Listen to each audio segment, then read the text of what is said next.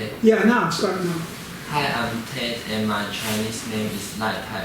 And I think after this course, I have a new way to see my dream. And I don't know my dream before I get in this course, and I know, and now I know the dreams may show up with a different way, like in the metaphor, but not the appearance like it.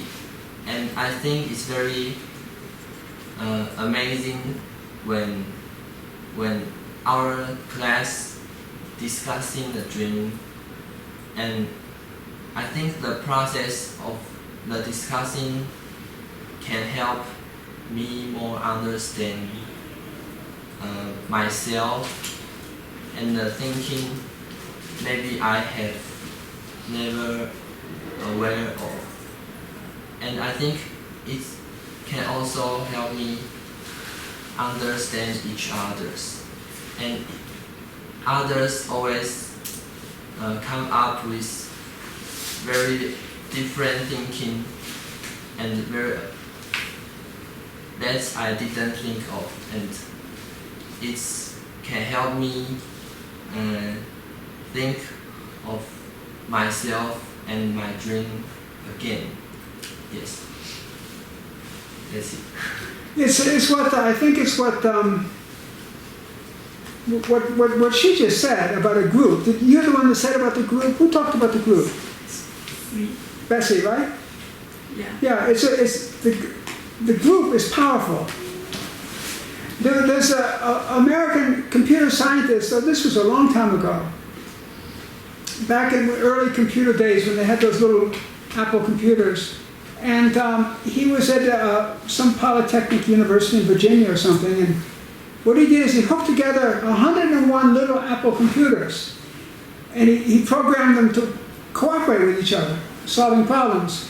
And what he ended up with was a computer system that was more powerful than the supercomputer that the American military had at that time. It was more powerful than the supercomputer. Now nowadays, China has the biggest supercomputer in the world, and I don't know, you're going to have to hook up an awful lot of computers to be more powerful than that. But that same idea is what we do in this group. So if Sigmund Freud or Jung or Montague Ullman, these people came into this group, and we told them a dream, and they told us what the dream meant or something. Okay, they were very great people with smart minds, but the group of us here, the whole group, is as smart as any of those people, and maybe smarter. And that's the magic of groups. And that's, in my opinion, that's the magic of democracy. That's why, like, China now is a very authoritarian system. They're brainwashing this Islamic people over in the West, and people need to be free for the intelligence to come out. It's through cooperation with other people. And it's like a larger mind. You're part of a larger mind. So I think you hit on something. Now, I'm going to ask you one or two questions, maybe two, because she didn't answer a question, but you can help them with this question. And this is, I don't think this is an easy question. Okay, here it is. Now, Sigmund Freud became famous in 1901 or something. He published a book called The Interpretation of Dreams that he thought would change the world. And you can buy this book everywhere. And his idea was that dreams,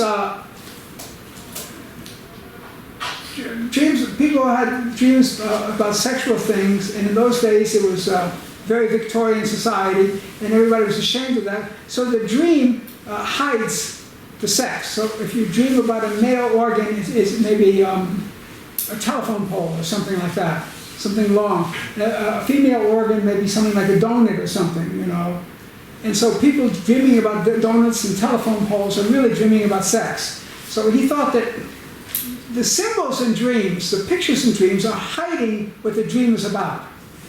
Montague Ullman, Jung came along and said, no, it's not true at all. The pictures in dreams tell what the dream is trying to say. And Montague Ullman said the same thing.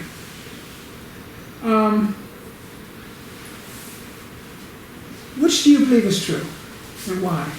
Are the dream images, the pictures in your dream and other people's dreams, are they trying to hide what the dream is about, or are they trying to reveal it?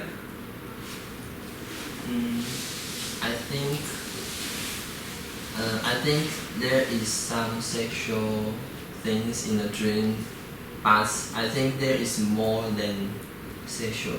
So say it again? Sexual things. Sexual. Not talking about sexual, but about hiding the meaning of the dream. Hiding. I think it's true what you say. Freud also thought that he had a sexual theory of dreams. I think he thought most dreams were sexual. Almost all dreams were sexual. And Jung said that's not true. Sex is only one part of life. We have spiritual aspirations, you know, to the people who perceive what's holy and special in life and sacred.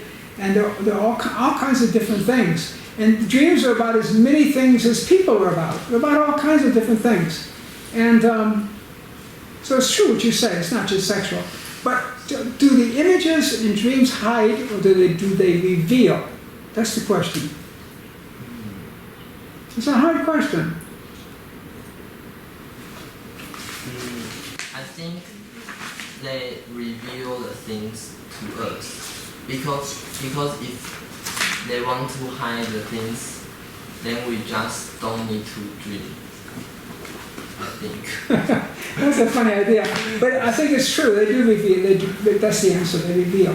All the images in dreams. Dreams are trying to talk to us and communicate to us. That they're the honest expression of a different part of our mind that uses that language, that metaphoric language, to express. And the reason that it has to use metaphor is because everything that we've never known before has to come out as metaphor. Every word in Chinese and English originally was a metaphor, and then became a word. And that's how we discover new things. The mind works, the root of the mind works by metaphor. And they're not hiding, they're revealing. So let me see if I could ask you, if you're a smart guy, maybe I could ask you the second question. Okay, here's the second question. And Claire could help you out with this, maybe. I will try. Many psychotherapists, especially in the past, have cautioned that it may be dangerous for ordinary people like you and me to try to figure out their own dreams. Montague Ullman felt the opposite was true, that it's dangerous for ordinary people not to figure out their dreams. And from your experience in this course, which do you think is true? Is it dangerous to figure out your dreams, or is it dangerous not to figure out your dreams, and why?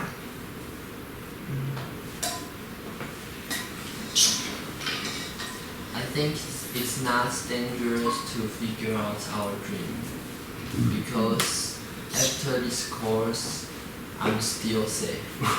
Okay, that's a good answer. None of us, here we are, at the end of a whole semester of figuring out dreams, and none of us are in danger. Nobody has committed suicide or murdered anybody, or, you know, that's okay. Now, let me see, can you answer the other half of the question? Let me see the other half of the question. Oh, okay. Why is it dangerous? Now, he pointed out that we skipped you. We don't want to skip you. You're a very intelligent girl. So why would Montague Ullman and Carl Jung believe this too? During World War II, when the whole world was falling to pieces, Jung made an entreaty on BBC that people should work with dreams and come to understand their unconscious. Otherwise, we'd be in big trouble. And in fact, well, I'm answering the question for you. Why would it be dangerous? Why would it be dangerous not to figure out dreams?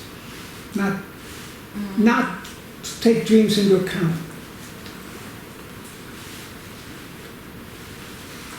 I think it's not dangerous. Not dangerous to what? To figure out my dream. No, okay, Ted already said that. What about to not figure out your dreams? What about if you're one of these people whose dreams don't matter? It's nonsense. I don't know. I don't know is a good answer in this class. Who knows? Who knows? why it's dangerous. Stephanie, do you know? No, definitely no. Anybody know? Well, I know, I'll tell you. Carl Jung gave an example of a patient of his who came to him with a dream. And it's a dream, the man was a businessman who was rising very fast in the world. And also he was a mountain climber. He loved challenges. You know, the type of people who like adrenaline to flow through them. And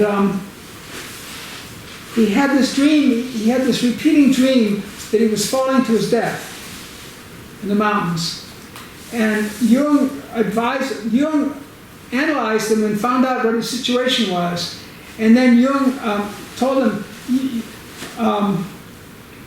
your unconscious mind, I may get this wrong, a little bit wrong, because I read it a long time ago. Your unconscious mind feels you're rising too fast in the world. It wants to pull you down a little bit. So whatever you do, don't go mountain climbing now until we solve this problem. But the man didn't listen. He went mountain climbing. And the next weekend he was dead. And the man who was mountain climbing with him, his partner, said it was the weirdest thing in the world. He's there on the cliff, he's standing on a cliff, he's safe, and then he just steps off into the air and falls to his death. That's what the unconscious mind can do, and Jung sensed that. It's really important to pay attention to your dreams, and you don't need to go to an example like that, an extreme example. Just look around you today, look at the air. Look at the air. I mean, we drove here from Taichung today. You can hardly see the mountains. You can hardly see the trees. You can hardly see the cars. It's so polluted. The air is so bad. And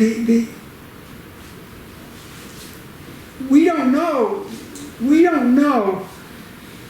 I think you told us to listen. The dreams teach you to listen. We're not listening to the environment. We're screwing up the climate. It's going to be an environment that's very dangerous to live in. Many cities in Indonesia are going to be flooded. In Taipei, Shanghai, it's going to be very dangerous. We need to make use of our conscious mind so we can use these technologies in ways that work, that don't hurt the world more than they help it. That's why it's dangerous not to listen to your dreams. I helped you answer that because Ted already answered one, did a good job. Now, guess who's next? Okay. Let me see. Why do I always do this wrong? Okay, there we go. Okay? Now tell the people, wait.